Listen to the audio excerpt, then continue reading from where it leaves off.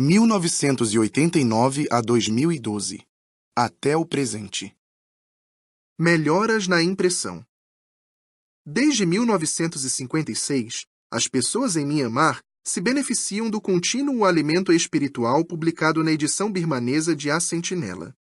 Apesar das constantes guerras étnicas, lutas civis e crises econômicas, nenhum único número deixou de ser publicado. Como a revista tem sido produzida? Por muitos anos, a filial tinha de enviar à censura do governo diversas cópias datilografadas do texto traduzido. Quando a censura aprovava o texto, a filial solicitava permissão para comprar papel. Depois disso, um irmão levava o papel e o texto da revista para um gráfico comercial, que compunha manualmente cada página, letra por letra, com tipos da grafia birmanesa. O irmão revisava então o texto para ver se não havia erros, e o gráfico imprimia a revista numa impressora precária. Daí, enviavam-se cópias aos censores, que forneciam um certificado numerado aprovando a publicação da revista. Não é de admirar que esse procedimento trabalhoso levasse várias semanas e que o papel e a qualidade da impressão deixassem a desejar. Em 1989, a filial recebeu um novo sistema de composição que revolucionou o processo de impressão. O Sistema Eletrônico de Fotocomposição Multilingüe, MAPS, desenvolvido e produzido na sede mundial, usava computadores, software e fotocomposição para processar o texto para impressão em 186 idiomas, incluindo o birmanês. A nota diz: o MAPS processa atualmente mais de 600 idiomas. Fim da nota. Pelo visto, as Testemunhas de Jeová foram as primeiras pessoas em Myanmar a compor e produzir publicações usando computadores, diz Mia Meong, que trabalhava na filial. O sistema MAPS, que usava belos caracteres birmaneses criados em nossa filial, resultou em mudanças na indústria gráfica local. As pessoas não conseguiam entender como imprimíamos caracteres tão nítidos. O MAPS também favorecia a impressão offset, um grande avanço em comparação com a impressão tipográfica. Além disso, com o MAPS, houve uma grande melhora na qualidade das imagens, tornando a revista A Sentinela ainda mais atraente. Em 1991, para a alegria dos irmãos e do público, o governo de Myanmar aprovou a publicação de Despertai. As palavras de uma autoridade de alto escalão do Ministério das Informações refletem a opinião de muitos leitores. Despertai é diferente de outras revistas religiosas. Ela traz muitos assuntos interessantes e é fácil de entender. Gosto muito dela. Nos últimos 20 anos, o total de revistas impressas mensalmente pela filial aumentou de 15.000 para mais de 141.000, um aumento de quase 900%. A Sentinela e Despertai são hoje bem conhecidas em Yangon e apreciadas por pessoas em todo o país. Necessidade de uma filial nova. Depois dos tumultos de 1988, as autoridades militares incentivaram organizações sociais e religiosas em Myanmar a se registrar junto ao governo. É claro que a filial fez isso sem demora.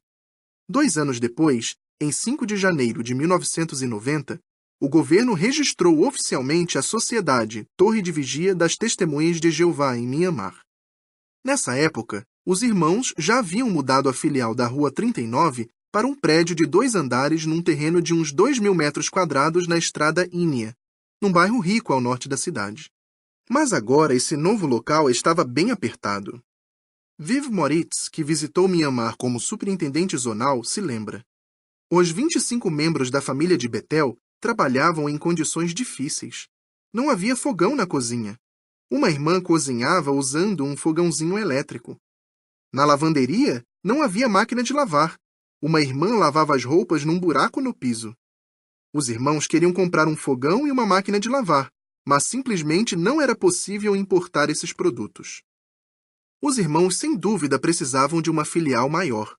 Assim, o corpo governante aprovou uma proposta de demolir o prédio de 2 andares para construir um de 4 andares, com apartamentos residenciais e escritórios.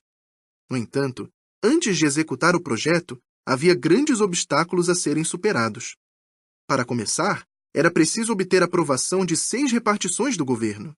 Depois, as construtoras locais, que não estavam acostumadas a trabalhar com estruturas de aço, não conseguiriam fazer a obra.